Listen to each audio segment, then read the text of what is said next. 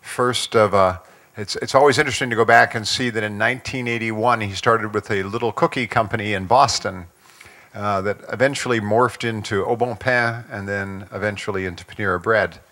And we were talking earlier, and he said, "Oh, I've got to go. MSNBC is calling. They want to talk to me about and something." And we were talking afterwards about what he was talking about. And I don't know those of you who are familiar with Panera Bread, but they've also had a new cafe they've been trying in 3 different locations. And Ron may talk about this, Panera Cares, where you actually go in and you pay what you feel you should.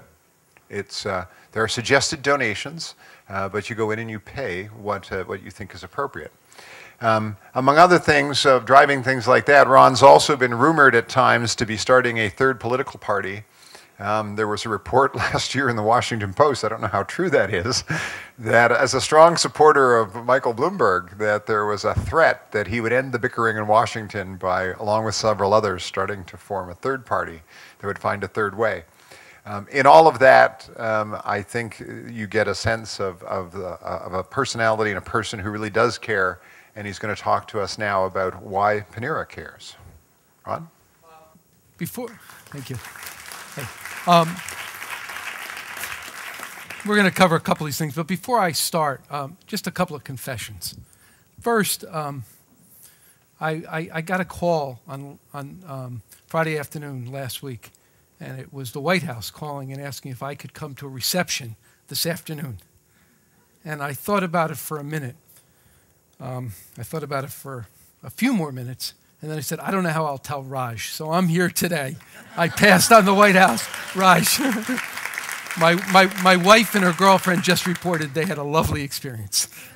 Secondly, I have another confession. I was in this room about 9 months ago, and I met Raj. And we were talking, and he came up to me and he said, "You know, Ron, you're a conscious capitalist." I had never known it till I had heard it from him.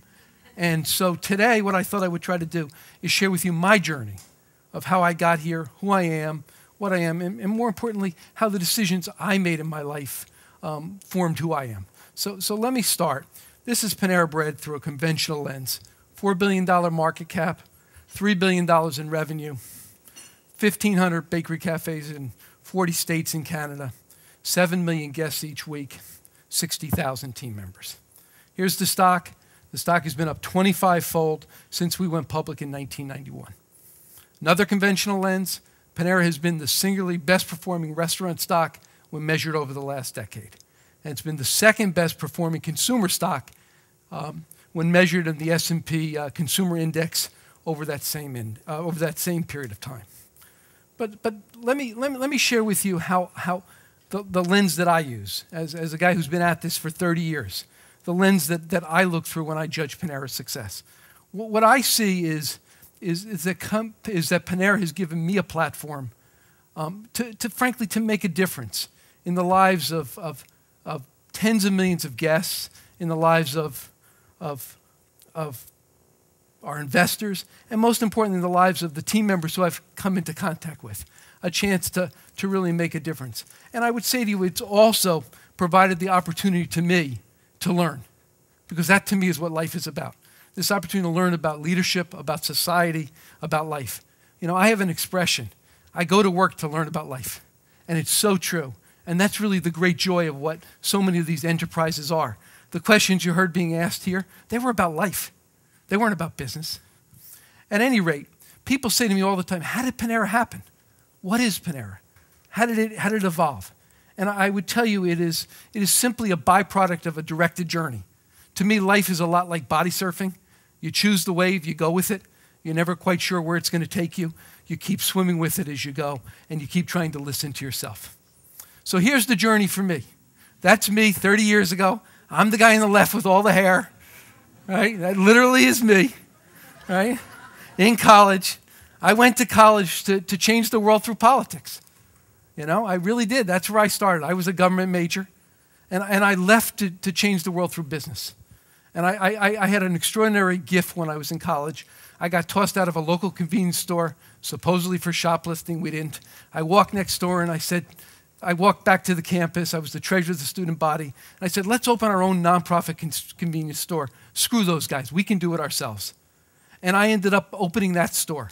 And it was the most creative process I ever had in my life. You know, I'm a Jewish kid from Brookline. I can't dance. I can't sing. All right? I have none of those skills. This, to me, was art. And I discovered that business, in many ways, is like sculpture. It's live, three-dimensional performance art. And that discovery was an extraordinary gift. And I began to discover that was a way in which I could personally make a difference in the lives of the people who came in, the lives I interacted with. And it was a powerful gift for me. From there, in 1980, I opened a cookie store. That's my original cookie store on Winter Street by Park Street Station in downtown Boston, 400 square feet. And my whole modus operandi in opening that store was I wanted to create a kind of place I wanted to work in. Literally, I knew it, and a lot of places weren't. And I wanted to create a place that was the kind of place I wanted to visit. That was always the criteria that I used as I evolved and I grew. 1981, I took that cookie store and I merged it into a company called Au Bon Pain. Au Bon Pain at that time had 3 stores. They had been formed in 1976 by an oven manufacturer, French oven manufacturer. A group had bought it. They had delusions of grandeur. They opened 13 stores. They closed 10 of them. They had 3 stores left and $3 million in debt. And I basically offered them an opportunity, if they gave me their 3 stores, to evolve out of that. That company we formed, literally 30 years to the day today, is Panera Bread. We'll now take you through the evolution of it, but it's that company. And it became a platform to try to play and learn and grow. In 1985, we had paid back the debt. We had operated our way out of trouble. And in 1985, we developed this bakery cafe concept. We basically had shifted from being a bakery where the croissant was the end, and we shifted to using the croissant and the bread as the platform to sell soup, salad, and sandwiches. In an attempt to serve real food in a world where almost everything was either fast food or fine dining. And then we had huge success with it. We opened in New York, in Boston, in Chicago. This company that had been beaten down and really had been a basket case, very quickly was seen as a success. In 1991, we had beaten everybody who had come at us, Pepsi, Sara Lee, Vita France, Mrs. Fields. And in 91, we went public as Au Bon Pain Co. Inc. or ABP Co. Inc. Okay, 1993, we began to run out of growth. And we bought a small concept in St. Louis called the St. Louis Bread Company. 19 stores in St. Louis, doing about $1 million a unit. And my vision at that point is it would be one of our growth vehicles. It would be a gateway to the suburban marketplace. And at that time, I didn't fully understand it. And it's the way life works. But it really was Act 2. It was a place to take everything that we had learned in the Au Bon Pain experience and begin to apply it and to utilize it in the decade that was emerging. And that was this company we bought called St. Louis Bread Company. This is just to give you a sense of this is what it looked like back then. Many of you know Panera. How many of you have been to Panera? Everybody? Okay, you have a sense of the Panera. That was what we bought.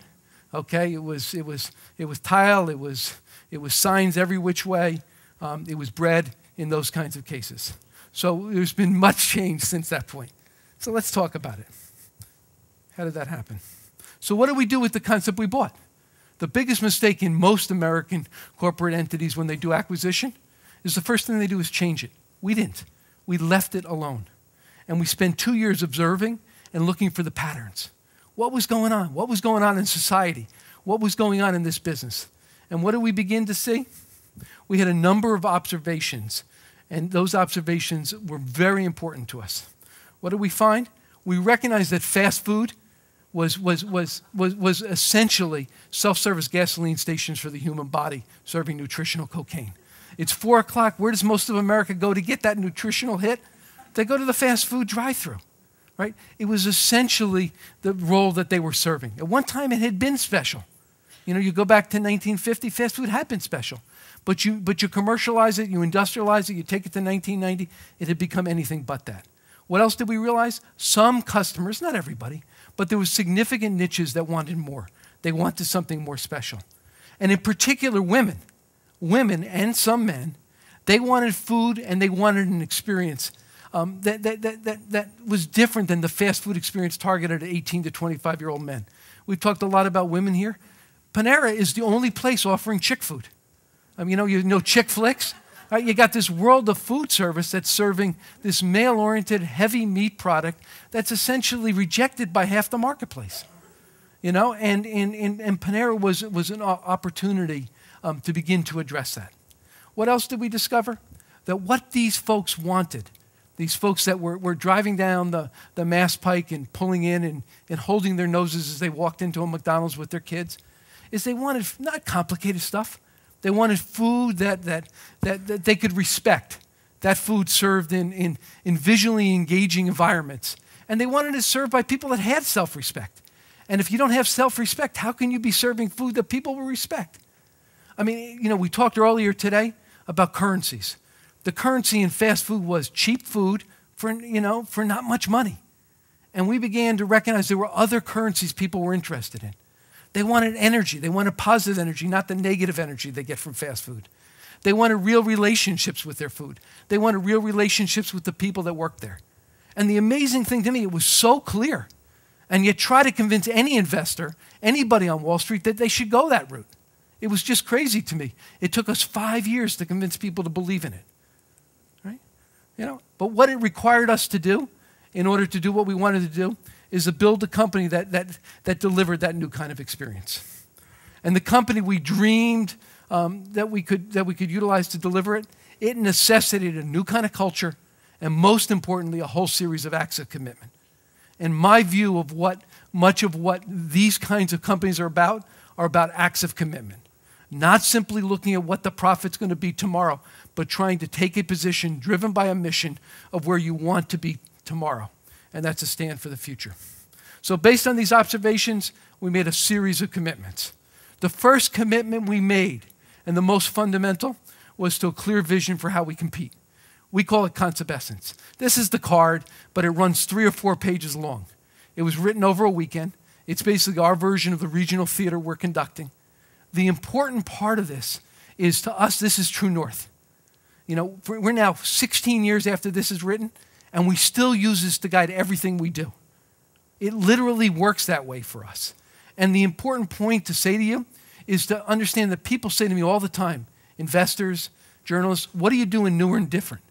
And I always try to say to them, I don't know how to put it to them, we're not doing anything new and different, right? We're just trying to do what we always set out to do. We're just trying to get closer and closer and closer to that true north. And I'll tell you, we're not there. We're at 60 or 70% of what we dream to be. And that's the continual struggle.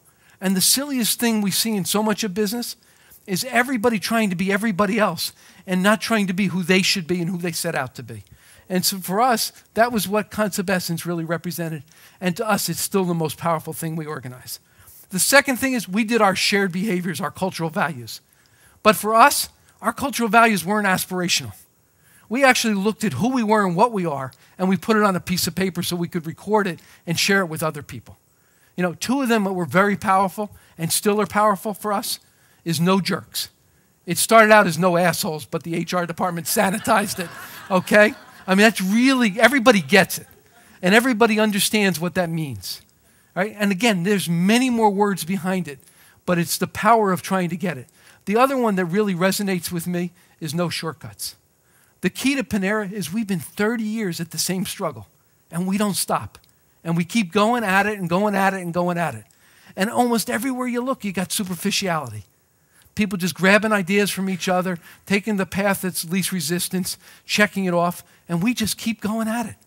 And to me, that is a fundamental commitment of how you run a purpose-driven company. You have to stick with it. What else? We committed to the mission as the end. And we recognize that corporate results, the profits, everything everybody measures, they're simply a byproduct. The most important thing for us in this, as we began down the road of evolving St. Louis Bread Company to Panera, was essentially to say, we are prepared to go to our financial graves if we have to. We're not going to veer from the course. That is the toughest thing for management to say. And anybody who's been through it, I'm seeing heads, they get it. Anybody who's been through it, those are the tough moments. Because when you're in that moment, right, you don't have certainty of where you're going. And all you can do is stick with it and stay with it and go. And I think that's a fundamental thing that drives these companies. And the reason we were able to do it is we were driven by something beyond just that short-term profit. That's not how we measured ourselves, and that's what gave us the permission to bet on the mission as the end. What else? Right? We committed to handcrafted bread. Right? Really important for us. We are the only people in this country that still do handcrafted from fresh dough every single night, every single day in every bakery cafe. Really hard because it would have been so easy to industrialize it out. You know, we make that dough for every cafe every single night. There is 2,000 people that work on making that dough. And we drive 18 million miles a year to get that dough to every cafe every single night. It's that kind of commitment that doesn't make economic sense that actually separates the companies that succeed from those that don't. And you can't do that if you don't come from mission. You don't make that decision because it's not about short-term profit. What else? We committed real early to the quality of the ingredients we make. We were the first people to roll out antibiotic-free all-natural chicken in a food service company like ours. Right? There was no supply at that time. There was none. You couldn't get it. You know, and it was a big problem. And a lot of people fought it. Right? A lot of people were in opposition to it, both internally and externally. And we made the decision for us that it was the right thing to do. And we were blown away by the reaction we got to it. You know, and you can look across our menu at the use of organic ingredients and where we're going with ingredients and what we're trying to do. But it was fundamental that in our own mission, we had to do ingredients, and that was about a commitment. Third, we committed to equifying our team members and retaining them. We were talking earlier. Half our stores are run by partners of ours, people that are equified on a 5 to 10 year basis. And that's fundamental, and it's driven the very low turnover. People have to see it in their own interest, and people have to be given the opportunity to share. And we actually have to protect ourselves from taking the good people and moving them around. What else? We committed to the communities in which we operate. We did it through the first, I think, industrial strength free Wi-Fi system in the country. I know Howard Schultz loved it when we did that. We decided to offer it for free. We did it through design, and we do it through community involvement. Right? We're doing something in the order of $100 to $150 million in product donations a year. What else? What other commitments? We decided to change the name. We changed the logo because we wanted to give voice to the soul we saw within this brand, and we didn't think that the old name was representative of it.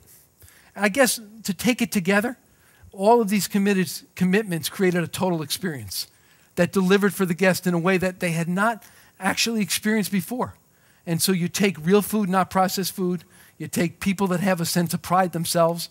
You take this sort of everyday oasis kind of environment. You take authentic, and you take the bread experience. And what we ended up with in those 4 years, between the time we made those commitments and executed them, is we grew the average unit volume from $1 million a unit to $1.8 million. And that brought us to a very powerful place. So here was the ultimate commitment for us and for me. 1998, I'm sitting on a beach and I'm kind of down. And why am I down? Because I got this thing called Panera Bread. It's one of 4 divisions of our company. And we've got so-called professional managers in each of them. And I'm looking at it and I'm saying to myself, we have got something that's powerful here. This is the place we put all of our work and all of our effort, and we're going to destroy it. And we're going to destroy it because it is a tough road it's facing. It's got huge growth ahead of it. It's got huge opportunity. And we are going to destroy it if we don't really produce the right financial resources and, most importantly, the right human capital to actually execute that. And a friend of mine looked at me and said, Ron, right, what would you do if Panera owned all those other divisions? I said, if I had the strength, I would sell them all and bet everything on this thing. I'd take all of our people and all of our resources and put it here. And then it hit me, maybe I should do it. Now, for anybody who's ever created a business, which is like a child, you understand how tough that was. It was the singularly toughest decision of my life because I loved those people. Now, many of them came back when their non-competes were over. But I loved the people that got sold. I loved those businesses. They were really part of me. And so we made the commitment, if we really were committed to this vision and this vision of how we wanted to compete and creating the kind of company we wanted, it required that level of commitment. So in 1998, we made the decision. It took us 1.5 years. We sold all the rest of our company but that one division. We were left with 180 bakery cafes, a bunch of cash, and we renamed the public company from Obon Penco Inc. to Panera Bread. So what did we do with Panera after the sale of the other 3 divisions? What do you think? We made even more commitments. We began to commit to discipline in the boom years. The toughest thing for a lot of us in retail is in 2004, 5, 6, and 7, when things were really hot, real estate costs were going up. We actually pulled back on our growth at that point because we knew it couldn't last and we couldn't make sense of what was being done out there. What else did we commit to? We committed to investing in the recession years. In the recession years, the last 3 or 4 years, we actually pushed up the growth because that was the best time to grow, and that was the time that there was the most opportunity. We also committed to marketing. We talked about this a little earlier. Our whole context of marketing is it's not about sales. It's about amplification of what we do in the cafe. And it's about actually an opportunity to build trust and simply to put out to guests who we are and what we do and provide them an opportunity to choose to affiliate. We're not telling them to come in. We're not promising them an experience because they're so oversold, overhyped already. We're telling them who we are and letting them choose whether they want to join with us. And then we began to use scale to improve the customer experience, not the margins. This was a real issue for me. As we got bigger and bigger, I have this fundamental belief. Ubiquity drives contempt. Big is not better. Big is worse, especially in a people business and if you give a hoot. Right? It really is. It makes it harder. It drives you to mediocrity. And I couldn't make sense of what do I do with that size and scale we become? Where do you go with that? And what I ultimately concluded was if we were smart, we were going to take whatever economies we have, we're going to take that scale, and we're going to use it not for margins and not for optimization, but we're going to use that scale to drive the quality of the customer experience and to do things that nobody else could do because we had the size and scale to do it. And that's, in fact, what we've done over the last 3 years with great, great success in terms of product development. So in sum, why has Panera succeeded? Very important. Inner-driven leadership. It's not driven by somebody outside. It's not driven by trying to meet somebody else's expectations. We have a higher standard, our own. Secondly, very clear focus on mission is the end. Third, a real long-term perspective. The guys that are playing only for the short term, they're stupid. They're missing most of the opportunities to actually create value and do something powerful. We're long-term greedy, not short-term stupid. Fourth, a broader definition of stakeholder responsibility. I'll talk about this in a second, what it means to run a public company. But we've always come from being committed more to the guest, more to our team members, more to the communities in which we operate than, frankly, serving our short-term shareholders. Fifth, feminine sensitivity is a strength. I think John gave voice to it.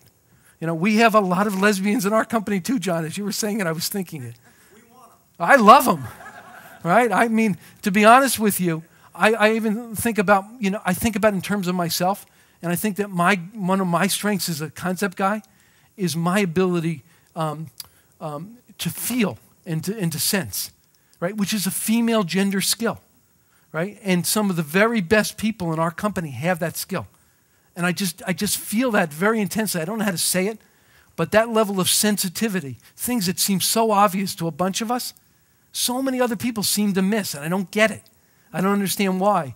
And I think like as you spoke, we try to give voice to that, right? We say to people, bring your humanity to work. Bring who you are, because we live in this world where everybody goes to work and they try to be something other than they're not, Anyways, sixth, I think we are very future-oriented in problem-solving techniques.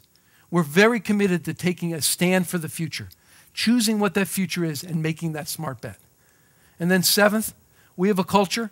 It's somebody once described Panera as a 30-year conversation that never ends. It's a culture rooted in learning. It's a culture rooted in self-responsibility and a culture rooted in authenticity, being who you are. Okay. So before I conclude, I'd just like to share some reflections as a public company CEO now for 20 years. Right? I'm sort of like Cal Ripken. I've been through 72 straight earnings releases, and I'm still standing. Okay? I'm still here. First thing, it's getting tougher to create the next Panera. Anybody who tells you any different, right, to live in this kind of world, I'm not sure it's getting easier. I think it's getting harder. Why? Let's start. The Delaware Doctrine of Shareholder Value. In the last 20 years, the courts have essentially held that the only responsibility a public company board has is to shareholder value, which means driving up the value of that stock by $1 tomorrow. Who gets left with the carcass? I mean, who gets left with what's left over? The guests, the employees, the team members, the community? It's a crazy doctrine. I mean, our public companies are chartered to serve our society, not simply that shareholder. And that's what drives the activist investors. That's what drives so much of the crazy behavior we see in our society and our economy. Secondly, I think there's a short-term mentality that over those 20 years has increased and increased and increased. And it dominates everything in our society. You know, you ask me about the financial meltdown, I'll give you my view of it. It starts with you all, with us all. It starts with our 401ks and us putting pressure on our money managers to drive the returns, who put pressure on the corporate leaders, and the corporate leaders try to respond and answer it, so they get more short-term, they get more risk-taking in terms of the bonus structures, and we end up in the wrong place. And we've got to ask ourselves as a society, what kind of society do we want? Do we want a society that only maximizes short-term, or do we actually want to think beyond that?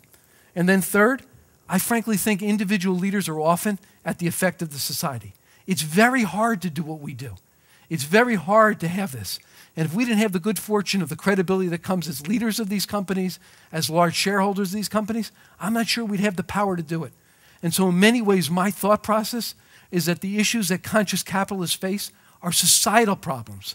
They're not things that individuals can break through. They can, but we've got to address the societal context in which we operate. So far, we've talked about the business. But I think for many of you, any of you who've been through this process, you know that this is really personal. And for me, certainly, it's been about personal self-expression. So allow me to get personal for a second and update you on my journey, where I've been, and most importantly, where I'm headed. So after 30 years, no big surprise, I'm still searching to make a difference in the lives of others. I'm still searching to solve problems. I'm still searching to learn, and still searching to do work I respect. Those are the criteria that I use for why I get up in the morning. So on May 13th, a year ago, literally to this day, almost to this day, after 20 years of CEO and 10 years of talking about transitioning, I chose to transition to executive chairman of Panera. So why did I do it? I often ask that myself, right? I jumped off a high diving board. But I did it because I wanted to take all these things I have learned. I feel like I've learned so much in this opportunity I've had to lead Panera about how life works, how companies work, how organizations work, how society works. I want to take that and I want to apply it. I want to use it in a whole bunch of ways to make a difference. So what is it I'm doing, right? You heard it just a little bit, but I'm doing three things. I'm doing something called no labels, right? It's not a third party. We're not launching a third party. It's not the Bloomberg campaign. It's essentially an application I learned in business to what I think is the problem in our political society. And it starts with an understanding we have fundamental problems. Everybody in this room gets it. We have debt reduction issues. We have energy independence issues. We have education issues. Those are primary issues. We can't solve them because we have a crisis of governance. We have a governance situation where we have both of our parties are more interested in destroying the other party than actually in solving these problems. And when you have the Republican Party that essentially says we will never allow tax increases, and you have the Democrats who are saying we'll never allow spending cuts, you don't solve it. You kick the can down the road. And we live in this world of hyperpartisanship, of short-term beating the other party, through negative advertising that creates this environment that you cannot govern. So we're trying to build a movement in this country, and that movement is meant to say, we deserve better solutions. We deserve better solutions, and we expect you, Republicans and Democrats, to work on governance and not simply destroying the other party. And like every other movement we've been through, the whole effort here is to build a movement, let people know that they have voice. From that voice comes the opportunity for cultural change in the politics in our society. Think about it. When Lindsey Graham goes to meet John Kerry and talk about climate control, he gets a Republican primary opponent. When Blanche Lincoln says, I'm not so sure about health care, she ends up with a Democrat knocking her off, essentially. That isn't the way to do it. It pushes everybody to the extremes, and we've got to change that culture. And ultimately, there's a number of structural changes in the way we do it. So I've been very active in that. Second thing is Panera Cares. Panera Cares came out of another vision I had Panera Cares is an idea. I felt for a long time, I don't know how many of you run companies experience this. We write checks. We give product. $100 to $150 million a year. But the truth is, we're not connected with it in any core way. And I always thought I wanted to do something with us, that is Panera, that actually lets us touch it and experience the act of being in the giving. And I couldn't figure out how to do that. Couldn't figure out how to take what we knew. And 3 years ago, I was watching a NBC TV special, or a news show on people who make a difference. And I heard about a cafe out in the West Coast called the Same Cafe. And they had been trying to build this cafe for 3 years. They basically built it. It was a cafe where no matter what you had in your pocket, you could come in and eat with dignity. And I turned to Nancy, my wife, as I was watching this special, and I said, you know what? We open 2-3 restaurants a week. We got 60,000 people. We know how to do this with our hands tied behind our back. Maybe this is something we could go do. And so I decided I'd take a shot at doing it as an entrepreneur. And I went out, and the first issue I had is I went to visit a lot of food shelters, right? And I realized they're places of such negative energy. Right? They're horrible. You know, everybody's looking down, and everybody feels kind of bad, and the food is the institutional food we got in 3rd grade. And I said, you know what, if we have any gonads, right, we're going to do this thing, we're going to put our name on the door, and not only are we going to put our name on the door, we're going to serve the full menu. And we're going to invite everybody to come in, and we're going to let them choose to leave what they want, but to explain to them this wasn't lunch on Uncle Ron, this wasn't a place to game. It was a gift to the community, and the community had to step up and sustain it as a cafe of shared responsibility. And we opened our first one a year ago today in St. Louis, Missouri, the day after I stepped down as CEO and moved to executive chairman. And the truth of the matter is, a year later, we've now opened 3 of them. We took it from St. Louis, we opened in Detroit, and we then took it out to Portland, Oregon. We've opened 3 of them. We're serving 10,000 people a week, $500,000 a year. And the most amazing part of the whole thing is people are stepping up and being responsible. No, it's true. You know?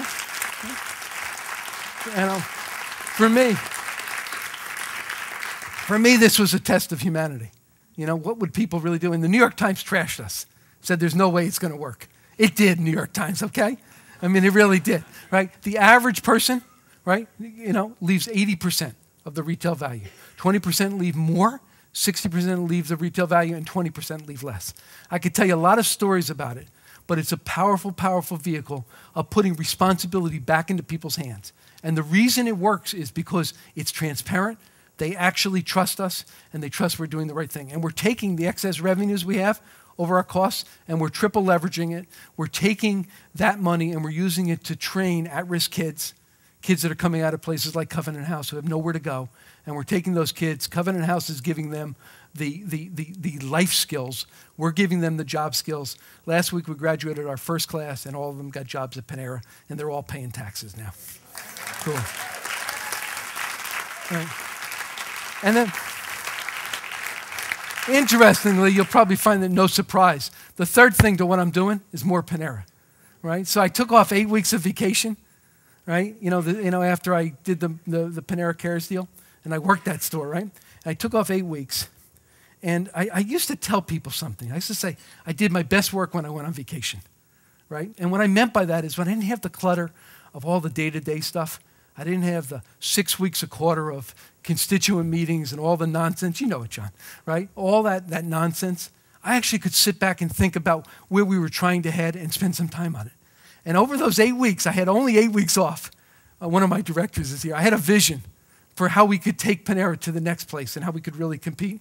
So I've been hard at work at that, basically 4.5 to 5 days a week ever since. So we'll see where that is. You'll get a chance to see it as Panera evolves over time. Any rate, I'd like to end with this quote. We find greatest joy not in getting, but in expressing what we are. People do not really live for honors or for pay. Their gladness is not the taking and holding, but in doing, the striving, the building and the living. The happy man is he who lives the life of love, not for the honors it may bring, but for the life itself. This is the calling of all conscious capitalists. This is the challenge for all of us. Thank you.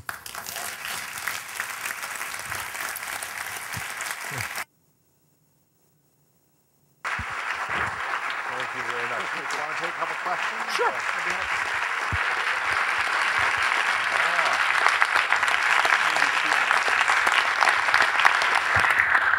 Encore, we're going to take a few questions. So we have a few people who might have some questions out in the audience.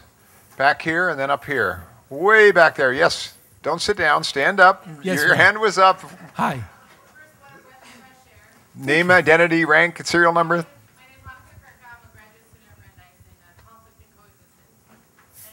Come to our company.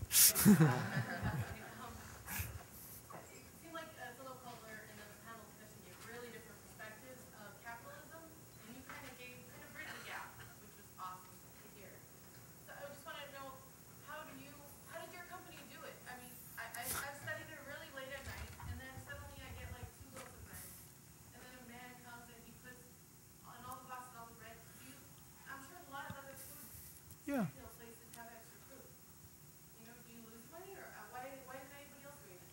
The pay as you go? No, I don't know. You guys give donating every. Oh, why do we donate? Well, we do it because we're committed to baking fresh every single day. So we have excess product every single night because we will not take the product to the next day. And we obviously want to use it for some good. But the problem for me was we would always be taken out in these bags out the back. And I felt like we weren't respecting our own product, and I wanted to find a way to connect with it much more deeply, which is why we ended up opening the Panera Cares. It was part of the thinking. I don't know. People say, how do you do it? I think you got to come from commitment. I mean, I think that's fundamental. And then I think, I think about this is hard work. I mean, this has been intense effort. Anybody who's ever created anything like this, I was talking to Doug Roush earlier, who run Trader Joe's. I think you're going to hear from him tomorrow.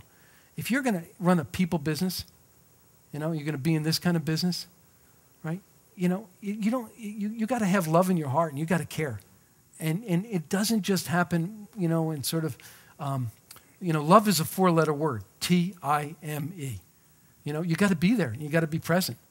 And so I think ultimately that's the kind of people we look for, and that's the kind of environment we create. We don't do this work in the cafes.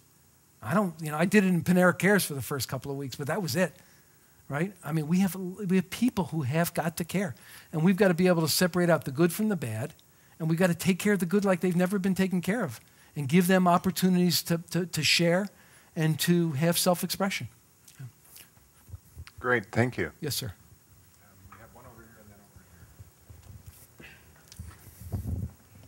Ron, my name is Chris Traub. I run an Asian executive search firm. You mentioned that when you moved it all over to Panera Bread, yes, a lot of your guys came with you. You've got a strong culture. Yes. As you grew, were you able to keep your leadership team filled with all your internal people, or if not, no, was it difficult for people coming in from the outside with other cultures to adapt to the speed, to the passion, to the way? And kind of how have you dealt with that? Right. Well, I think like many of the companies that you hear talking, we have very deep roots with a lot of people, right? And so, I've got lots of people that have been around 15 or 20 years. And I'd say on my senior management team, I would say probably, 50, 60% have 10 years or more. They're in it.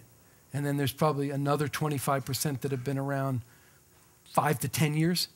And then there's another 25% that have been around, 3 years or less.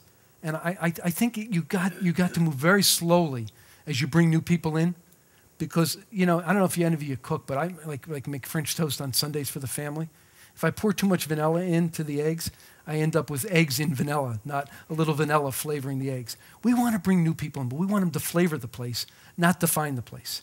And it's impossible for anybody to experience what we have experienced. I was talking to an associate the other day, right? And I said to him, I said, do you realize we once didn't have like a store or a cash flow statement? We didn't know anything, right? And now we got you got everything today, and everybody takes that for granted as if that was always there.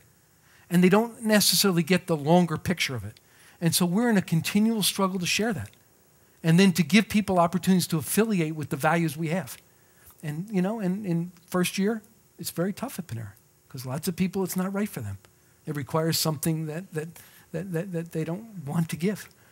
But that's the way it is. Yes, sir. My name's Matthew. I'm a graduate student at the School for International Training and the founder of the Mycelium School. First, thank you. Thank you for your work. Thank you for your passion. I appreciate it. This is a little bit of a pageant question, and I apologize. But if you could say something to yourself when you were that little Jewish kid from Brookline on those steps, now, what would that be? Very simple. Believe in yourself. I think John was probably saying it as well, right? There were so many moments of self-doubt along the way, of this isn't the way the rest of the world does it. Really, should you do it that way? And you had that voice that was always going off. The one thing I learned is I actually had something, and I just had to hold with it and stick to it.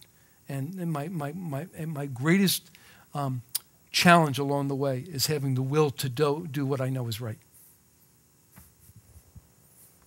I'd say it to any kid, Jewish or not. Last question. Anybody else got another question? Way at the back over there. Sure, absolutely. Hi, Polly. Incredibly energizing. I loved your language around commitments. It's so powerful. And I just wonder, beyond that sort of high-level set of commitments that you created as a group way back when, how do you communicate commitments at the individual level, day-to-day, in teams, as you're going about your business, so everyone has that kind of clarity?